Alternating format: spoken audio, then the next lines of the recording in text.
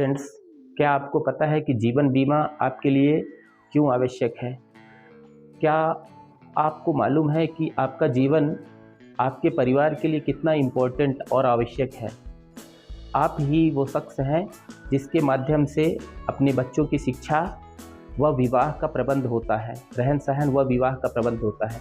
तो आइए इसी कड़ी में अपन देखते हैं एसबीआई लाइफ इंश्योरेंस का सरल स्वधन सुप्रीम प्लान का नाम है सरल स्वधन सुप्रीम। सरल स्वधन सुप्रीम को अपन की फीचर्स देखते हैं। ठीक है, अब सबसे पहले की फीचर्स में अपन देखते हैं प्रोटेक्शन है कि life insurance cover with years of insurance, मतलब है कि इंश्योरेंस भी मिलेगा और इंश्योर भी होगा 7 साल 10 साल 15 साल पीरियड के लिए।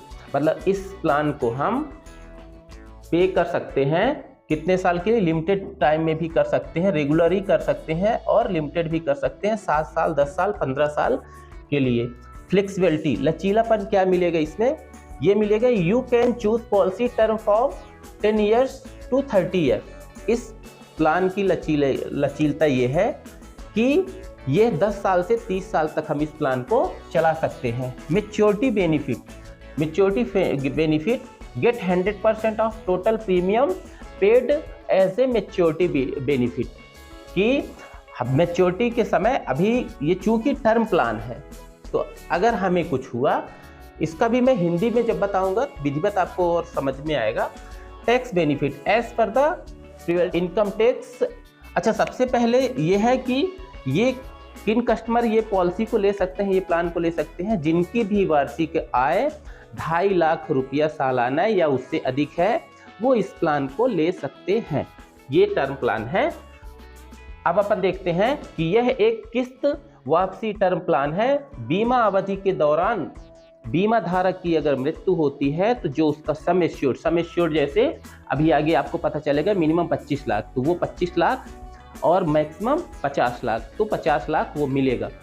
अगर सलामती कुछ भी नहीं होता है तो फिर क्या रहेगा? मैच्योरिटी, समय की अवधि जैसे कंप्लीट होती है तो उस समय मैच्योरिटी के दौर पर जो भी हमने प्रीमियम राशि जमा की थी वो पूरी प्रीमियम हमको वापस मिल जाएंगी।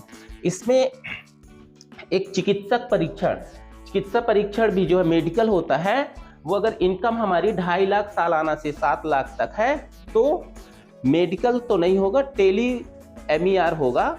टेली एमईआर मतलब टेलीफोनिक जो भी पूछा जाएगा वो रहेगा। अगर 7 लाख के ऊपर अब हमारी इनकम है, 7 लाख या 7 लाख से ज़्यादा है, तो वो भी कॉल नहीं आएगा। मतलब यहाँ पे एक अच्छा बेनिफिट ये है कि अगर हमको मेडिकल नहीं करवाना है तो ये प्लान उनके लिए, उन कस्टमर के लिए सबसे बेस्ट है।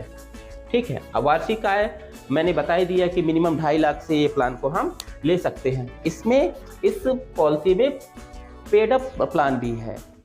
पेड अप जो कहलाता है कि मिनिमम हमने जमा करने का वादा किया, चाहे तो 7 साल या 10 साल या 15 साल जो भी, ठीक है, या लगातार 30 साल तक हमने, तो मिनिमम 2 प्रीमियम अगर जमा है, इसके बाद किसी कारण बस अगर हम प्रीमियम जमा नहीं कर पाते हैं तो वो पॉलिसी कहलाती है पेड अप।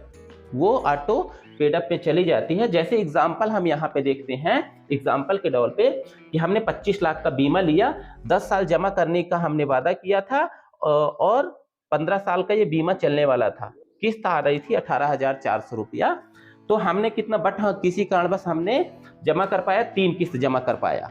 ठीक है, तो अब उसके हिसाब से अपन देखते हैं कि 3/10 गुणते 25 लाख बराबर, तो ये मतलब 3 किस्त हमने जमा किया। जमा कितना करना था? 10 किस्तें जमा करना था।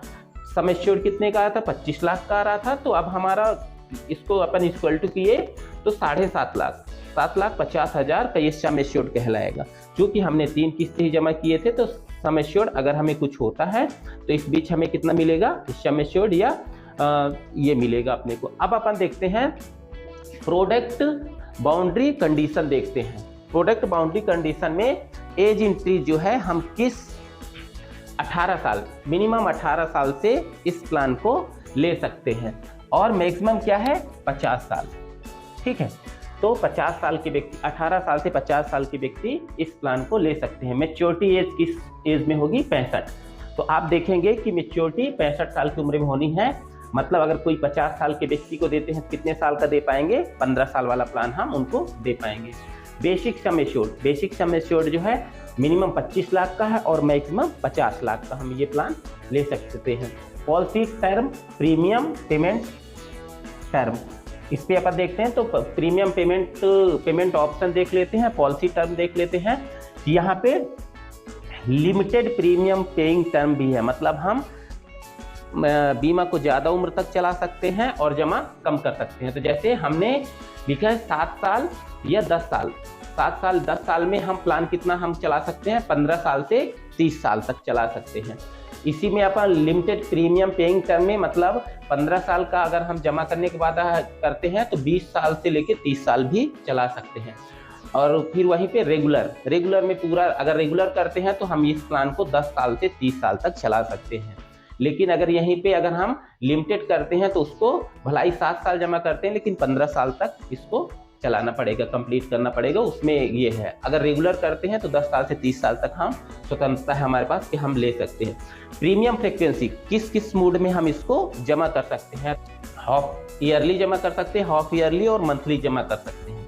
अब इसमें डेथ बेनिफिट जैसे एज पर सम एश्योर्ड या जैसे हमने अभी 25 लाख का, जैसे मिनिमम 25 लाख का तो 25 लाख या मैक्सिमम 50 लाख, ये अपना सम एश्योर्ड जो भी रहेगा। या फिर मान लीजिए जैसे उन्होंने किस्तें कम जमा की तो उसके हिसाब से सम एश्योर्ड जो निर्धारित होगा वो मैंने अभी जस्ट पीछे बताया है तो वो रहेगा। प्रीमियम जो है अमाउंट रहेगा, जैसे एग्जाम्पल के तौर पे देख लेते हैं प्रीमियम फ्रिक्वेंसी मिनिमम और मैक्सिमम पे। ईयरली अगर अपन जमा करते हैं तो 7,750 ये मिनिमम से स्टार्ट है। मिनिमम ये पूरा डिपेंड करेगा एज के ऊपर कि आपकी एज क्या है। तो जैसे ये मिनिमम एज ग्रुप हो, जैसे 18 साल से एंट्री तो 18 साल के हिसाब से ये निकला हुआ है। और इसके बाद मैक्स है 2,07,500 रुपया, ठीक है। हाफ ईयरली की जो किस्तें हैं अपनी ये है 3,953 रुपया और मैक्स आप ये देख रहे हैं मंथली में 659 रुपया मैक्स ये।